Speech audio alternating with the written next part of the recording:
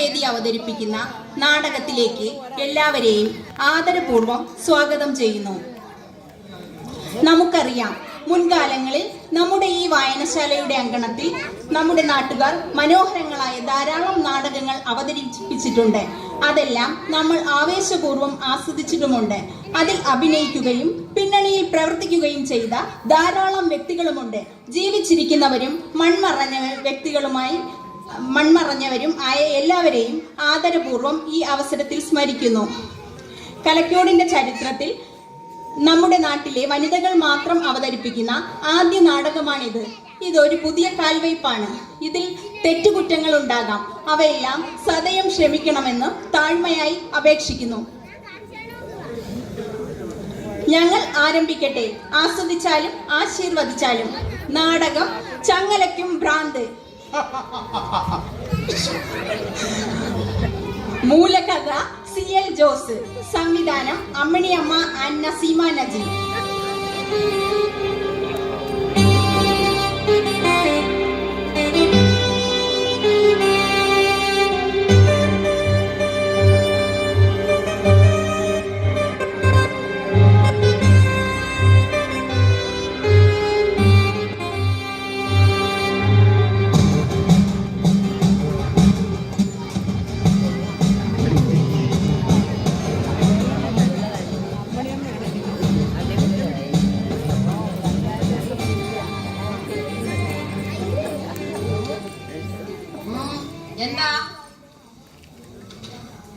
അവൾ ഇതുവരെ ഭക്ഷണമൊന്നും കഴിച്ചില്ല.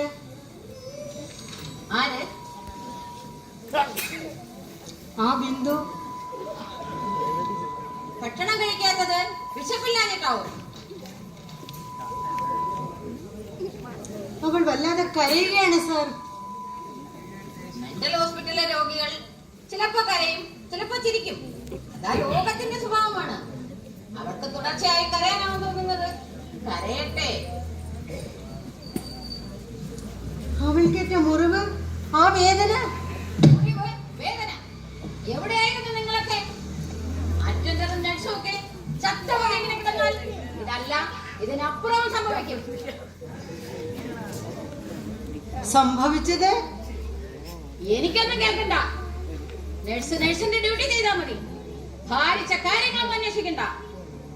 ഒന്നിലും ഇടപെടുകയും വേണ്ട. അണ്ടർസ്റ്റാൻഡ്?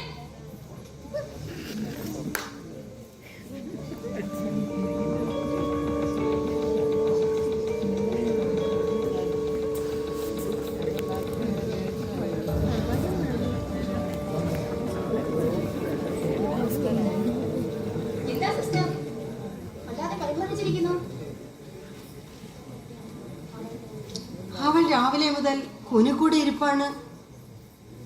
ആരോടും മിണ്ടുന്നില്ല. നിസ്സഹായയായി വിതുമ്പിക്കരയുന്നു.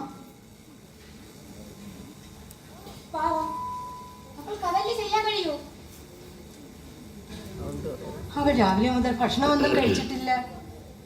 ഒറ്റയ്ക്കിരുന്ന് കരയുന്നത് കാണുമ്പോൾ ആ പാവത്തിനെ ഇങ്ങനെ നശിപ്പിച്ചു കളഞ്ഞല്ലോ ഡോക്ടർ.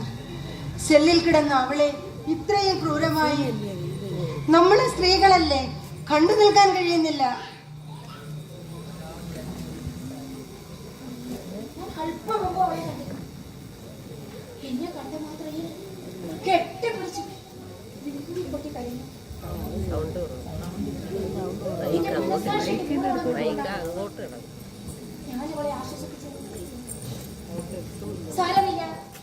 ക്ഷമിക്കൂ എന്ന് ആത്മാർത്ഥതയില്ല, ഫലശൂന്യമായ പരണ്ണവാദങ്ങൾ. അത് കേട്ടവൾ പുലിയെ പോലെ ചാടി വീണ് ആക്രോശിക്കുമെന്നാണ് ഞാൻ കരുതിയത്. ദൈത്യമായത് നോക്കുന്നത് മാത്രമാണ് അവൾ ചെയ്തത്.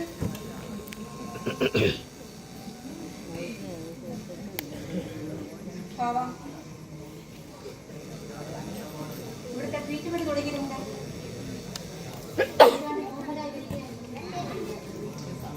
ഇപ്പോൾ ഡിസ്ചാർജ് ചെയ്യാൻ തീരുമാനിച്ചതുമാണ്. ഇപ്പോൾ എല്ലാ താളവും തെറ്റി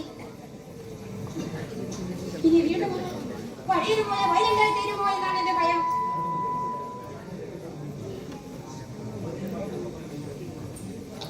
സൂപ്രണ്ട് സാർ ആക്ഷൻ ഒന്നും എടുക്കുന്നില്ലല്ലോ ഡോക്ടർ.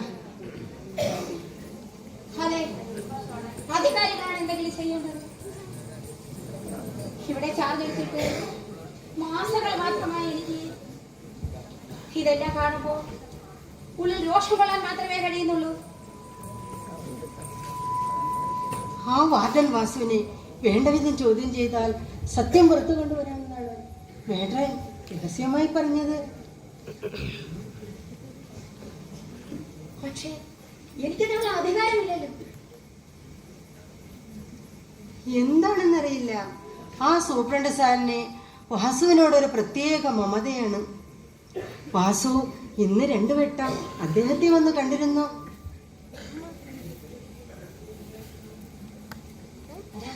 ആ സൂപ്രണ്ട് സാർ വരുന്നുണ്ട്. സിസ്റ്റർ പറഞ്ഞോളൂ.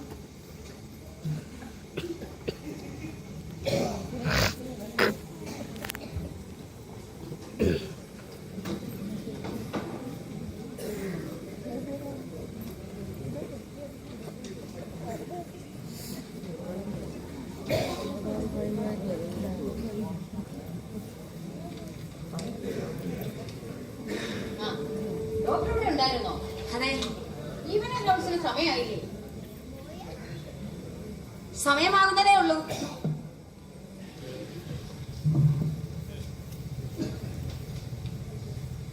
ആ ബിന്ദുവിന്റെ കാര്യം വലിയ കഷ്ടമായി പോയല്ലോ സാർ. ഞാനും കേട്ടിരുന്നു. എനിക്കും വല്ലാത്ത ദുഃഖം തോന്നി. സംഭവിക്കാൻ പാടില്ലാത്തതായിരുന്നു. നമ്മൾ എന്തെങ്കിലും ചെയ്യണ്ടേ സാർ? ഞാനത് ആലോചിക്കുകയല്ല ഡോക്ടർ. എല്ലാ വശങ്ങളെ പറ്റിയും ചിന്തിക്കുമ്പോ നമ്മളത് ഒഴിവാക്കിയല്ലേ വേണ്ടത്. എന്ത് ഒഴിവാക്കുകയോ? നമ്മുടെ സെല്ലിൽ കഴിഞ്ഞിരുന്ന മനോരോഗ്യായ ഒരു ക്രൂരമായി ബലാത്സംഗം ചെയ്യപ്പെട്ടിട്ട് അതിനെ ഒഴിവാക്കുകയോ? ഇന്ന് പുലർച്ചെ വിവരം അറിഞ്ഞതാണ്. സമയം ഏതാണ്ട് 3 മണി കഴിഞ്ഞു. ഇതുവരെയും നടപടികളൊന്നും എടുത്തു കണ്ടില്ല. ആ ആറമ്മയോട് ചോദിച്ചപ്പോൾ വേണ്ടതെല്ലാം സൂപ്രണ്ട് ചെയ്തു കൊള്ളുമെന്ന് പറഞ്ഞ് ഒഴിഞ്ഞു മാറി. അതുകൊണ്ട് ചോദിച്ചു പോയതാണ് സാർ. ഡോക്ടർ, ഞാൻ പറയുന്നത് ഇതിപ്പോ നമ്മൾ കുറച്ചു പേരെ അറിഞ്ഞിട്ടുള്ളൂ. 4 പേര് അറിഞ്ഞാൽ സ്ഥാപനത്തിന് നാണക്കേടാവില്ലേ? എനിക്കും തനിക്കും സ്റ്റാഫുകൾക്കും ക്ഷീണമാവില്ലേ? പ്രോപ്പർ എൻക്വയറി നടത്താതിരുന്നാലാണ് സാർ ക്ഷീണം.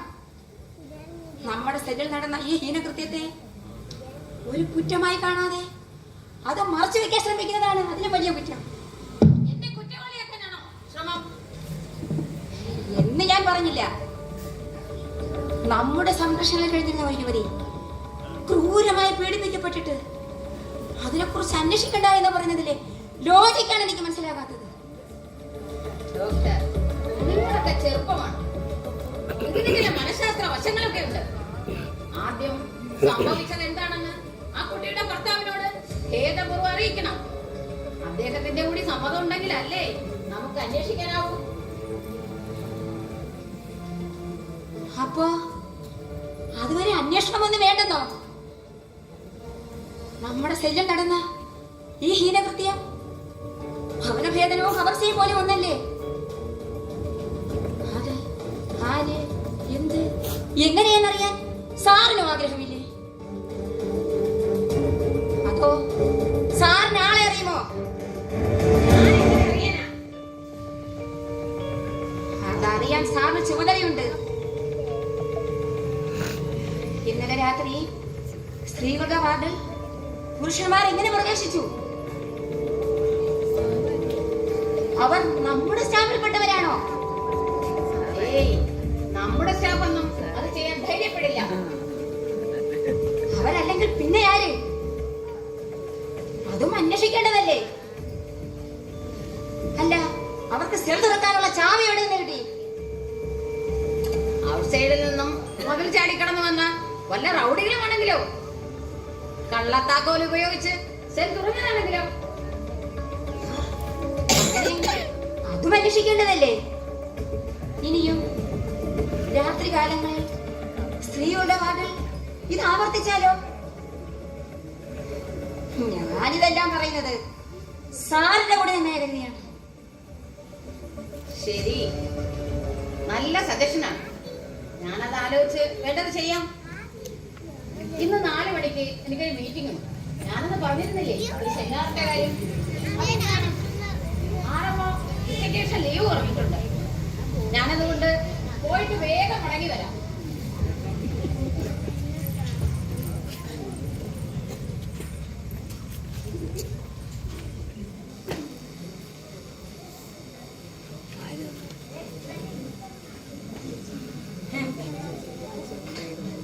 ഞാൻ എത്രയൊക്കെ പറഞ്ഞിട്ടും വല്ല കുലുക്കമുണ്ടോ ഈ മനുഷ്യൻ? എന്ത് ചെയ്യാം? ഇങ്ങനെയുള്ളവർ അധികാരത്തിലിരുന്ന ആർക്കെന്ത് നീതി ലഭിക്കാനാണ്? കഷ്ടം.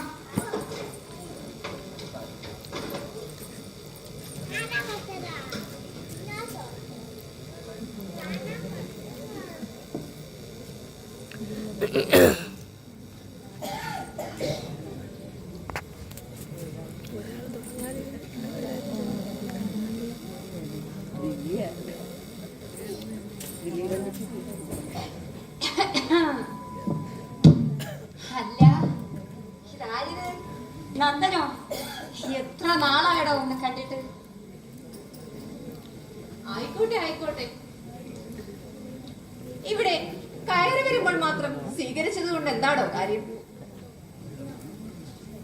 താനിതുവരെ തന്റെ ചിലവ് ചെയ്തോ? ചിലവോ? എന്തിന്? എന്തിനെന്നോ? എടോ, താൻ MBBS കഴിഞ്ഞ് സൈക്കാട്രിയിൽ സ്പെഷ്യലൈസും ചെയ്ത് റാങ്കോടെ പാസ്സായി ഇവിടെ ഉദ്യോഗത്തിൽ പ്രവേശിച്ച് മാസങ്ങളായല്ലോ. അതിന്റെ ചിലവ് താൻ ഇന്ന് വരെ ചെയ്തോ? ഒന്നുമില്ലെങ്കിലും നമ്മൾ ഒന്നിച്ച് പഠിച്ചവരല്ലേടോ. ഓ, അതാണോ കാര്യം? ഒരു കാര്യം ചെയ്യൂ, നീ പറ്റിയൊരു ദിവസം തീരുമാനിച്ചോ. പിന്നെ വൈഫിനെയും കൂട്ടിക്കോ, ഞാൻ ഹസ്ബൻഡിനെയും കൂട്ടാം. നമുക്കൊരു ദിവസം അടിച്ച് പൊളിക്കാനേ. അല്ല, അതിരിക്കട്ടെ, എന്താണാവോ അങ്ങോട്ട് ആഗമനോദ്ദേശം?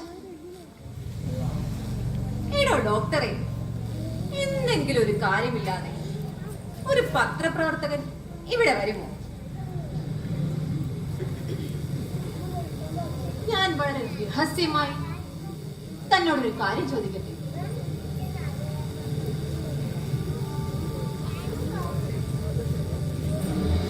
തന്റെ ഈ ഹോസ്പിറ്റലിൽ ഒരു റേപ്പ് നടന്നു എന്നൊരു ശ്രുതി കേട്ടല്ലോ.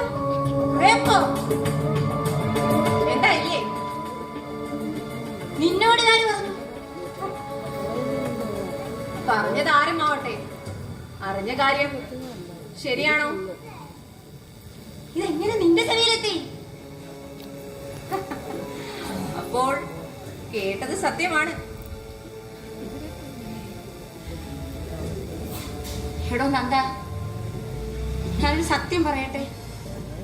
നിന്നെ ഒന്ന് കാണാൻ ഞാൻ ഒരുപാട് ആഗ്രഹിച്ചിരുന്ന നിമിഷത്തിലാണ് നീ ഇവിടെ പ്രത്യക്ഷപ്പെടുന്നത്. ഞാൻ വല്ലാത്തൊരു ധർമ്മസങ്കടത്തിലാണോ? എന്ത് പറ്റിയടോ? ഞാൻ പറയൂ. അത് ഇന്നലെ രാത്രി ഇവിടെ സെല്ലിൽ കഴിഞ്ഞിരുന്ന മനോരോഗിയായ ഒരു യുവതി ക്രൂരമായി ബലാത്സംഗം ചെയ്യപ്പെട്ടു. ആരാണവർ? അറിയില്ല. രാത്രി സമയം സ്ത്രീകളുടെ വാർഡിൽ കടന്നു ചെന്ന് ഈ ക്രൂരകൃത്യം ചെയ്തത് ആരെന്നറിയില്ല. എന്താണ് ആ യുവതിയുടെ പേര്? പേര് ബിന്ദു. സുന്ദരിയായ ഒരു പെൺകുട്ടി, 25 വയസ്സ് പ്രായം, വിവാഹിതയാണ്. ഇന്ന് പുലർച്ചെയാണ് വിവരം അറിയുന്നത്. അതെങ്ങനെ? ആ സമയത്ത് അവൾ ഒച്ച വെച്ച് ബഹളം ഉണ്ടാക്കിയില്ലേ? അത് ട്രീറ്റ്മെന്റിന്റെ ഭാഗമായി ചില ടാബ്ലറ്റ്സുകൾ കൊടുക്കും. അത് നന്നായി ഉറങ്ങുവാൻ കൂടിയാണ്. അത് കഴിച്ചവർ ഗാഠമായി ഉറങ്ങും. അങ്ങനെയുള്ള ആ പാതി മയക്കത്തിൽ എതിർക്കുവാൻ കഴിയാത്ത വിധമുള്ള ആ കാവസ്ഥയിൽ കിടക്കുമ്പോഴാണ് ആ ദ്രോഹികൾ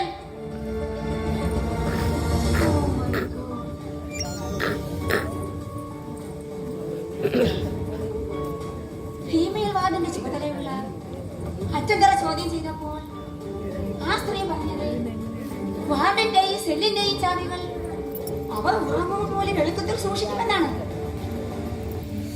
പിന്നീട് എങ്ങനെ സംഭവിക്കും? എന്റെ എല്ലാം സ്പെയർ ചാവികൾ സ്റ്റോർ റൂമിൽ സൂക്ഷിക്കാറുണ്ട്. പക്ഷേ അവിടെ നിന്നും പൊക്കിയിട്ടുണ്ടാവും. അന്വേഷിച്ചാൽ ആ കാര്യം പിടികിട്ടില്ലേ? തീർച്ചയായും അന്വേഷിച്ചാൽ പിടികിട്ടും. പക്ഷേ ആരന്വേഷിക്കാൻ? അന്വേഷിക്കാൻ ചുമതലയുള്ളത് ആ സൂപ്രണ്ടിനാണ്. പക്ഷേ അദ്ദേഹത്തിന്റെ ഇക്കാര്യത്തിൽ യാതൊരു താല്പര്യവുമില്ല. അതെ, അതിന്റെ രഹസ്യമാണ് എനിക്ക് മനസ്സിലാകാത്തത്. അതിന് കേൾക്കണോ? ഇന്ന് നേരെ വളർത്ത് ഈ സമയം വരെയായി ഇതുവരെ ഇത് പോലീസിൽ റിപ്പോർട്ട് ചെയ്യപ്പെട്ടിട്ടില്ല. ആ പെൺകുട്ടി ബലാത്സംഗത്തിന് ഇരയായോ എന്നുള്ളതിന്റെ തെളിവിനായി വൈദ്യ പരിശോധനയ്ക്ക് വിധേയമാക്കിയിട്ടില്ല. ഇത് രണ്ടും ചെയ്യേണ്ടിയിരുന്നതല്ലേ? തീർച്ചയായും ചെയ്യേണ്ടതാണ്. ഒരു ഗൈനക്കോളജിസ്റ്റിനെ കൊണ്ട് പരിശോധിപ്പിച്ച് ആ കാര്യം സർട്ടിഫൈ ചെയ്യണം. ഞാൻ ആകെ ധർമ്മരോഷം കൊണ്ടിരിക്കുക. ആ സമയത്താണല്ലോ ഒരു ദേവദൂതനെ പോലെ നിന്റെ വരവ്.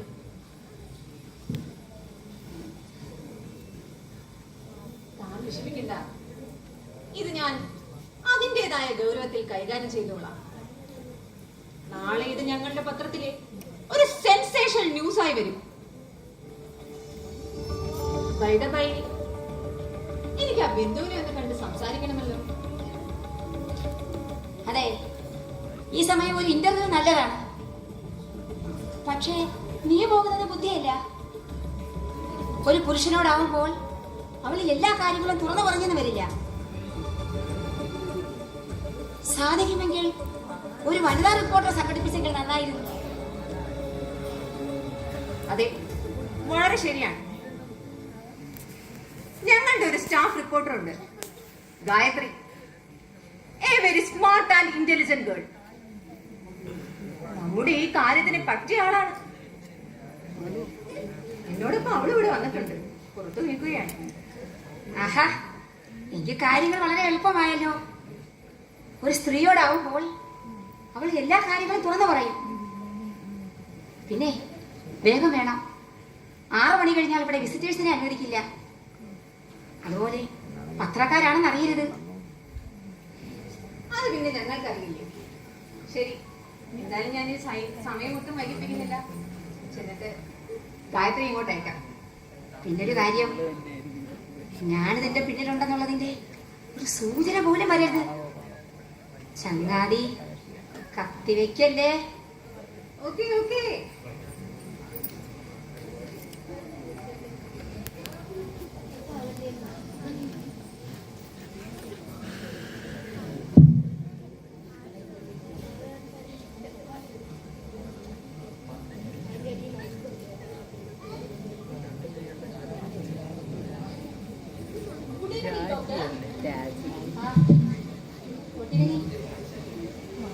ഗായത്രിയല്ലേ? അതെ, വിവരങ്ങളെല്ലാം കണ്ടാൻ പറഞ്ഞിട്ടില്ലേ?